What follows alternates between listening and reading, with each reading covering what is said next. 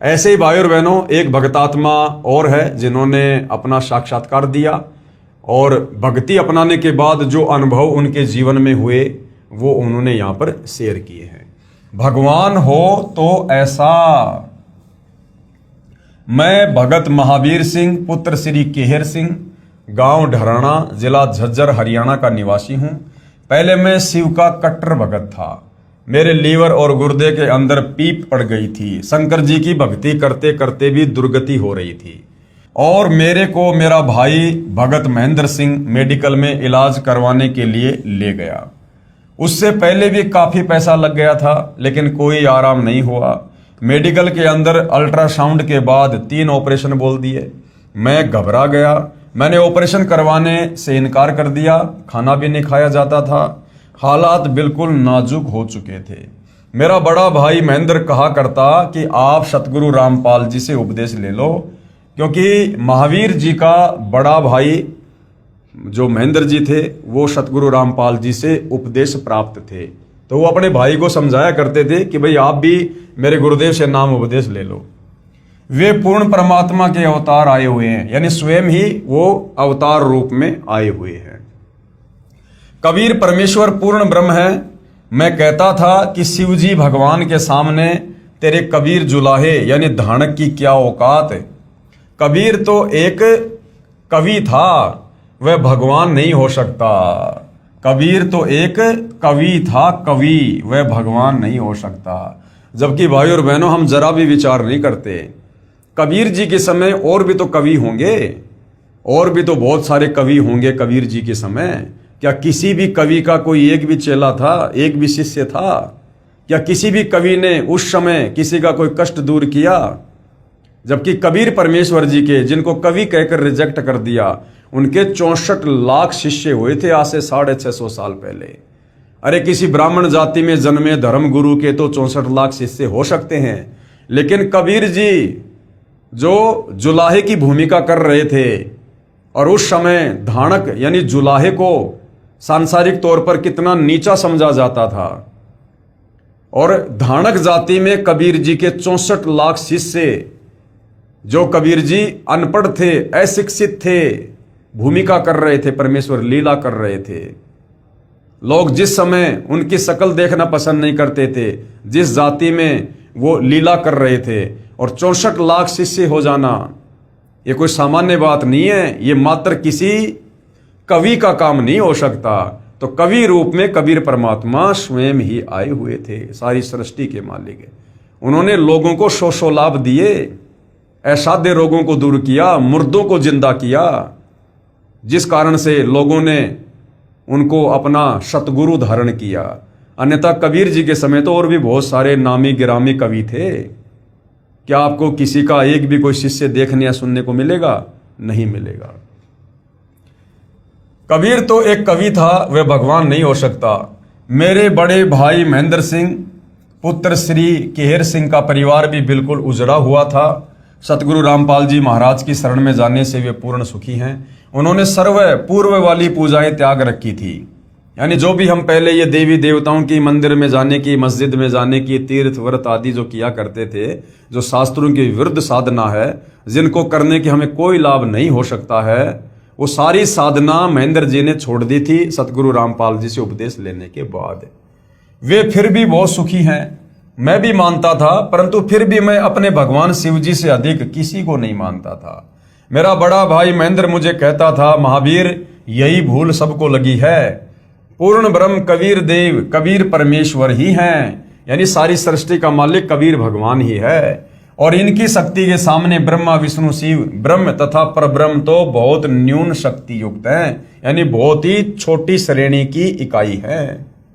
जैसे देश के प्रधानमंत्री व राष्ट्रपति के सामने एक राज्य के मंत्री की क्या शक्ति होती है, इतना अंतर परमेश्वर कबीर जी यानी राष्ट्रपति या प्रधानमंत्री जानो, तथा शिव जी एक विभागीय मंत्री जानो। यानी कबीर जी के आगे इन देवी देवताओं की, ब्रह्म की, परब्रह्म की शक्ति ऐसे है जैसे राष्ट्रपति के आगे कोई सरपंच हो। अब आप स्वयं ही विचार करें कि कहां ठाठा यानी कहां कबीर परमेश्वर और कहां म्या म्या। अब ये ठाठा म्या म्या क्या है? ये है अर्थात खागड़ की तुलना में बकरा, यानी कहां तो झोटा और कहां बकरा, कहां ठाठा और कहां म्या म्या। सतगुरु रामपाल जी महाराज ने सर्व सदग्रंथों का गहन अध्ययन किया है। अब भाई और बहनों देखो, जब हम सतगुरु रामपाल जी की शरण में आकर भक्ति शुरू करते हैं तो शुरुआत में हम इस तत्व ज्ञान से इतना परिचित नहीं हो पाते हैं और अपने गुरु को एक संत की श्रेणी में ही लेना शुरू कर देते हैं। लेकिन जैसे जैसे हमें आध्यात्मिक ज्ञान होता चला जाता है, हमें गुरुदेव भगवान की जो शक्ति है, उनका जो सामर्थ्य है कि वे क्या परम शक्ति हैं, हमें ये भान होता चला जाता है।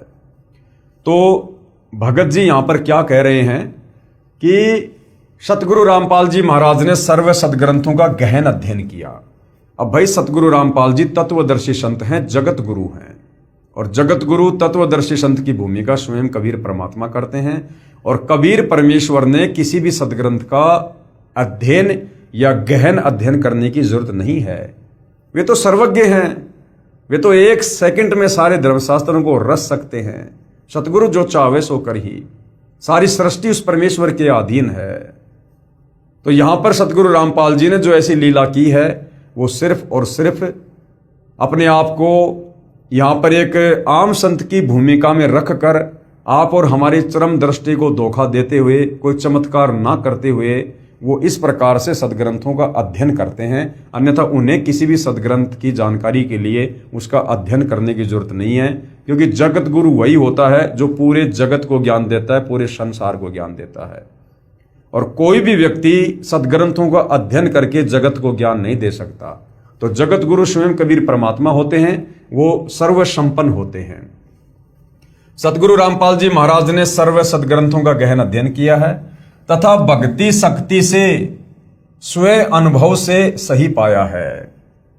कबीर परमेश्वर जी को अनुभव करने की आवश्यकता नहीं पड़ती है।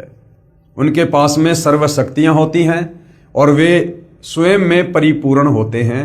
उन्होंने भक्ति करके फिर भक्ति से शक्ति प्राप्त करना या फिर सदग्रंथों को पढ़कर भक्ति को अनुभव करना, इन चीजों की आवश्यकता नहीं पड़ती है। इन चीजों की आवश्यकता एक जीव को पड़ती है, आप और हमारे जैसे भक्तों को आवश्यकता पड़ती है। कबीर परमेश्वर तो सर्वशक्ति संपन्न है और उन्हें किसी भी चीज का अनुभव करने की जरूरत नहीं है। तथा भक्ति शक्ति से और स्वयं अनुभव से भी सही पाया है, तब अपनी जेई की नौकरी त्याग कर भक्ति मैदान में कूदे हैं। आज सर्व संतों व महंतों तथा आचार्यों को पिछोड़कर रख दिया है। सर्व पंथों व महर्षि दयानंद जैसों को भी उन्हीं के लेखों से फेल कर दिया है। समाचार पत्रों में भी खुल्लम खुल्ला सभी को ललकारा है। यहां पर ये जो शब्द है ललकारा है, ये भाई और बहनों संत मर्यादाओं के थोड़ा खिलाफ है। देखो, ये पवित्र पुस्तक ज्ञान गंगा सतगुरु रामपाल जी के सत्संगों का संग्रह है, लेकिन लिखने वाले सतगुरु रामपाल जी नहीं है, लिखा भक्तों ने है। और ये जो इंटरव्यू हैं ये भक्तों ने लिए हैं और फिर भक्तों ने अपने बुद्धि विवेक से उनकी बातों को जैसा उन्होंने बताया और जैसा भगत ने समझा उस हिसाब से इस पुस्तक में लिखा है। अगर सतगुरु रामपाल जी अपने कर कमल से ये पवित्र पुस्तक लिखते तो सतगुरु रामपाल जी यहाँ पर इस ललकारना शब्द का प्रयोग नहीं करते। वो यही कहते कि समाचार पत्रों में भी खुल्लम खुल्ला सर्व संतों को ज्ञान चर्चा के लिए आमंत्रित किया है। ये ललकारना थोड़ा सा अहंकार को दर्शाता है। कोई नहीं बोलता।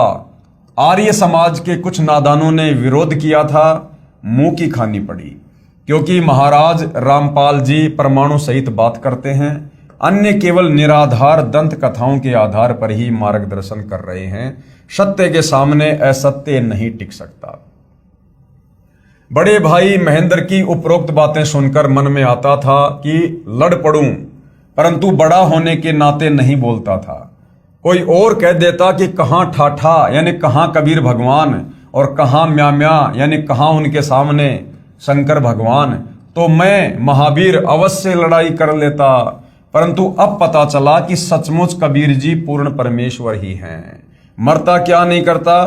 उस दिन मैंने अपने भाई महेंद्र से कहा कि मेरी जान बचा ले। मेरे भाई महेंद्र ने कहा कि करोथा आश्रम में चल। उस समय सतगुरु रामपाल जी सतलोक आश्रम करोथा में सत्संग किया करते थे। तेरी जान बचेगी। मुझे ऑपरेशन थिएटर में ले जाने के लिए ट्रॉली में लिटा दिया था तथा ऑपरेशन वाले कपड़े भी पहना दिए थे। मैं उठकर चल पड़ा और कपड़े उतारकर अपने कपड़े पहनकर अपने भाई महेंद्र से कहा कि मैं नाम ले लूंगा। हम गाड़ी करके मेडिकल रोहतक से सीधे बंदी छोड़ सतगुरु रामपाल जी महाराज की शरण में आ गए। नाम उपदेश लिया। उसी समय आश्रम में मैंने भोजन पाया, जबकि कई दिनों से वो भोजन भी नहीं कर पा रहे थे उस कष्ट के कारण। मैं फिर मेडिकल में गया और जांच करवाई। डॉक्टर आश्चर्य में पड़ गए और मेरे कोई तकलीफ नहीं पाई, यानी सारी रिपोर्ट बिल्कुल ओके। मैं स्वस्थ हो गया। मेरा आश्रम में कोई खर्च नहीं हुआ। नाम तथा मंत्र जाप की पुस्तिका मुफ्त प्राप्त हुई। मेरा सारा परिवार अन्य देवी देवताओं की पूजा पाठ किया करता, परंतु उपदेश लेने के बाद सर्व त्याग दी। अब भाई और बहनों, सतगुरु रामपाल जी इन देवी देवताओं की भक्ति छुड़वाते नहीं हैं, ना देवी देवताओं को छुड़वाते हैं। सतगुरु रामपाल जी हमें वास्तव में इन देवी देवताओं के बीज मंत्र जाप करवाते हैं, इनके मूल मंत्र जाप करवाते हैं, जिससे ये देवी देवता तुरंत प्रभावित होकर भगत को तुरंत सांसारिक और शारीरिक लाभ प्रदान करना शुरू कर देते हैं। आज से पहले हमारे जितने भी नादान तत्व ज्ञानहीन धर्मगुरु आचार्य शंकराचार्य रहे हैं, इनको स्वयं शास्त्रों का ज्ञान नहीं था, जिस कारण से ये हमें इन धर्म शास्त्रों में वर्णित जो सत भक्ति है वो भी निकाल कर नहीं दे पाए। ये हमें देवी देवताओं की भी सत भक्ति इन शास्त्रों से निकाल कर नहीं दे पाए, जिस कारण से इन देवी देवताओं के मनमुखी मंत्रों का जाप करते करते, जैसे आपने पढ़ा इस पवित्र पुस्तक ज्ञान गंगा में कि गीता ज्ञानदाता काल ब्रह्म अर्जुन से कहता कि अर्जुन, मेरी भक्ति का केवल एक ओम मंत्र है, और जो अंतिम समय तक ओम नाम का जाप करता हुआ शरीर त्यागता है वो मेरे ब्रह्मलोक में जाता है, और ब्रह्मलोक के बाद वो पुनः वापस लक 84 योनि में जन्म मरण के चक्कर में और नरक में भी जाता है। तो ये हमारे नादान धर्म गुरु हमें ओम नाम का जाप भी नहीं देते। ये तो अन्य मनमुखी मंत्र राधे राधे श्याम मिला दे, हरे राम हरे कृष्णा, ओम नमो भागवते वासुदेवाय नमः, तरह तरह के मंत्र हमसे जाप करवा रहे हैं, जिनका हमारे किसी भी धार्मिक सदग्रंथ में कोई उल्लेख नहीं है, जिस कारण से इन देवी देवताओं से भी हमें लाभ प्राप्त नहीं हो रहे हैं। अब सतगुरु रामपाल जी ने हमें इन देवी देवताओं के वास्तविक मूल मंत्र, बीज मंत्र दिए हैं, जिससे आप और हमें तुरंत लाभ होते हैं। पहले से अधिक सुखी व स्वस्थ हो गए। बंदी छोड़ पूर्ण परमात्मा सतगुरु रामपाल जी महाराज का दिन रात गुणगान करते हैं। सतगुरु रामपाल जी महाराज का मुख्य उद्देश्य तो नाम उपदेश देकर भक्ति करवा के काल के जाल से मुक्त करवाना है। समाज सुधार व अन्य सुख तो रुंगे में अर्थात स्वयं ही हो जाते हैं। सत साहिब भगत महावीर जी।